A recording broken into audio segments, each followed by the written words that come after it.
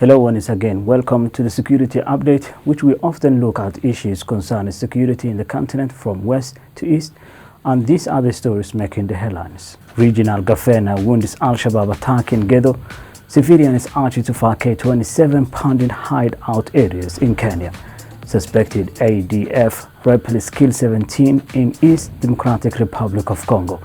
United Nations condemns killing of civilians in Borno, northern Nigeria.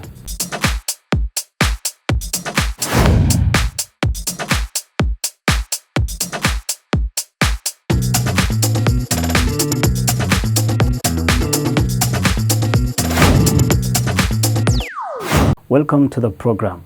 The regional governor of Gedo has wounded in an Al-Shabaab attack that occurred at a building housing regional officials in Padere district of Gedo region. Other people, including soldiers, were also wounded and killed as Al-Shabaab claimed responsibility for the attack.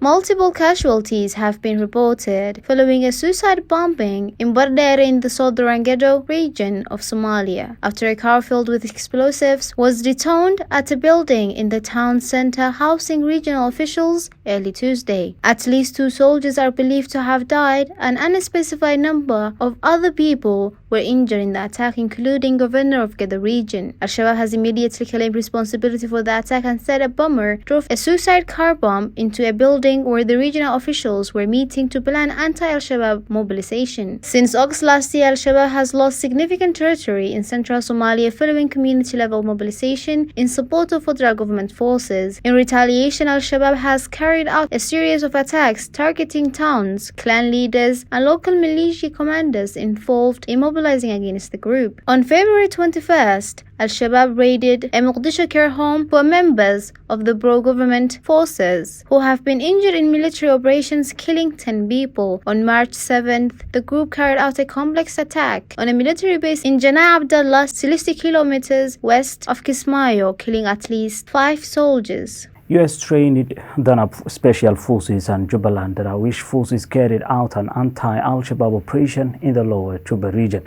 killing at least 7 Al-Shabaab members, including a senior leader, and 5 injured. Somalia Army, especially U.S.-trained Daabjeerin Special Forces and Jubaland Darawish Forces carried out an anti-Al-Shabaab operation in Lower Juba region, killing at least 7 Al-Shabaab members, including a senior leader, and injured 5. The operation was conducted in Afmadow district and the area near Mido village. According to the 5th Unit, 16th Battalion of Daabjeerin Special Forces Commander Arab Daig Ahmed, who said a senior leader was killed in the operation and was identified as Assad. However, the commander did not disclose any casualties from their side. Commander Arab Daig stated that the purpose of the operation was to destroy Al-Shabaab bases in the area, where they captured 4 AK-47 rifles and 1 PKM rifle. Al-Shabaab continues to have a presence in some rural areas from which they have launched multiple returning assailants in Somalia and its neighboring countries. Since the start of 2023, Somalia forces have been attempting to terminate Al-Shabaab with the strengthened alliance of its international partners and local militias, since President Hassan Sheikh Mahmoud declared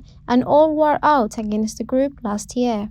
The Somalia military executed early Wednesday morning 3 who were sentenced for working with Al-Shabaab and carried out terrorist bombings and murders that claimed many lives across the country. A military court in Somalia has executed early Wednesday morning 3 who are sentenced for working with Al-Shabaab and carried out terrorist bombings and murders across the country by the firing squad. The deputy prosecutor of the armed forces, Mohammed Abdullah Khalif, told the reporters that Mohammed Abdullah Umar Abkar Biamalo was executed for secretly engaging and assisting the conspirators who carried out the terrorist attack on the Adan Adda airport on March 23rd last year, and that he also organized an explosion in Filabaydoo on September 19, 2019. However, relatives of the ex-officer Mohammed Abdullah stated that they are against the execution. He also reported that Mohammed Abdi Noor Chiro, Dr. Fanah, who was executed for holding fake medicine certificate documents and fake ID, which he used to treat his patients based on Google search, and fake officer ID, while using military uniform to help Al-Shabaab, which he joined in 2009, planning and executing attacks. Sharif Mohammed Barqadlayanle, who was also executed for bombings that killed Somali intellectuals of the community, and that he sold his weapon as an officer to Al-Shabaab. Earlier this week, the Somali military executed on Monday 2 police officers convicted of a murder of civilian and fellow police officer in Wadachir district in Mogadishu. Unidentified gunman armed with rifles attacked a traditional elder in Galkayo and shot him dead. The clan elder was identified as Abdi Adam Siad, who was among the notable figures in the region. Unidentified gunmen armed with rifles attacked a traditional elder last night in Galkayo and shot him dead. The clan elder was identified as Abdi Adam Siad, was among the notable figures in the region. Initial report says the gunman shot him while he was coming out of the mosque at evening prayer and he died on the spot. The regional security agencies affirmed they have launched an investigation into the matter to apprehend the perpetrators. However, Galkayo City witnessed similar pre-planned assassination targeting notable figures that include local clan elders, security officers, business community, government officials, and civilians. The Kenyan government has issued a 24-hour vacate notice to civilians living in 27 pandit-infested areas. Kenya has set out to detain the pandits who have been terrorizing residents and security forces with sporadic attacks. But we will be back after the short break. Making documentaries is one of the most creative craft and challenging endeavors you can be involved in. It is an effective strategy to inform, persuade, educate, defend the perspective, and shed light on various issues, policies, and activities. At CBA TV, documentary production is our forte. We capture every TikTok detail of events in highest resolution to tell the story you care about, from politics to human hunger, research-based content, educative and informative. We also help you project your story in a dynamic perspective that attracts the world views of the target audience, as there is no better or more powerful way to place the organization's values and achievements than to make an excellent documentary film. No doubt, our strength lies in these ventures, and we pride in many award-winning documentaries which have been earning accolades across Africa and beyond. Let's tell your story. Welcome back again to the program. The Kenyan government has issued a 24-hour vacate notice to civilians living in 27 pandit-infested areas. Kenya has set out to detain the pandits who have been terrorizing residents and security forces with sporadic attacks. According to a statement from Kenya's Ministry of Interior, the 27 marked areas are spread across 5 counties where the government believes bandits have been hiding and using their families as human shield. The Interior Cabinet Secretary Kithure Kindiki says the expiry of the ultimatum is today, Monday, 8:30 a.m. The government will then embark on a new phase of the war that targets flushing the bandits from caves, forests, gorges, and ravines. Deputy Inspector General of Police Nur Gabo will lead the operation. The areas include Korkoron Hills, Tandare Valley, and Silale Gorges in Baringo County, Mukogodo Forest, Kamwenje, Warero, and Ndonyon Riwo, Lekuruki Hills, Losos, and Kiape Caves, and Seku Valley in Laikipia.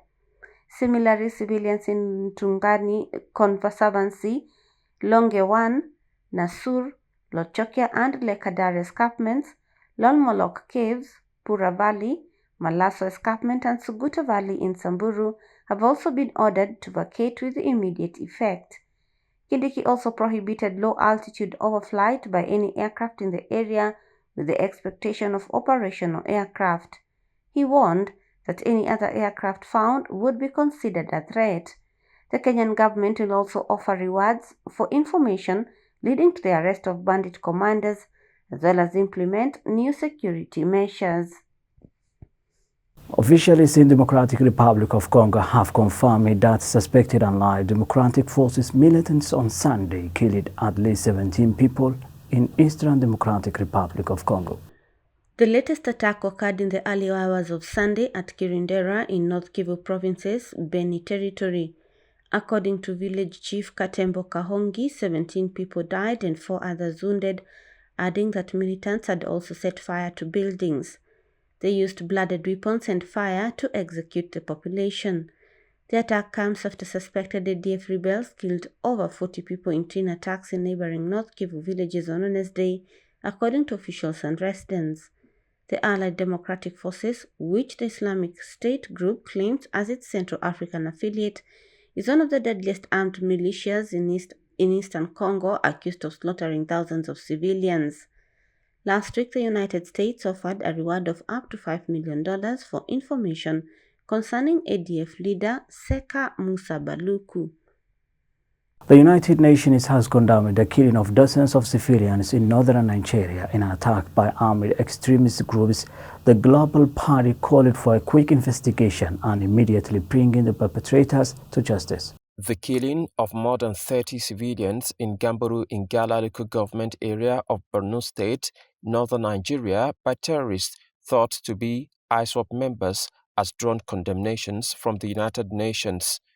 The majority of the population killed by the armed insurgents were fishermen. Health facilities are currently caring for other civilians who were allegedly injured to varying degrees after the attack. Matthias Skimau, the resident and humanitarian coordinator for the United Nations in Nigeria, made the condemnation in a formal statement that was made public in the capital, Abuja.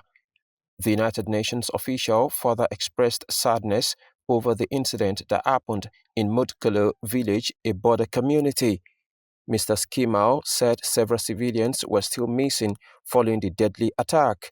He called on state authorities to speedily investigate this crime and swiftly bring the perpetrators to justice. The northern part of Nigeria, and Borno especially, has been at the center of a 13-year-old Boko Haram insurgency. This has led to the killing and displacement of millions of people since at least 2010. Kamel Sadiq, CBA TV, Nigeria. And with that, story of the United Nations condemned the killing of dozens of civilians in northern Nigeria in an attack by armed extremist groups will wrap up our program for this time. Thank you very much for being with us. This is me, Hamse Daabjeerin.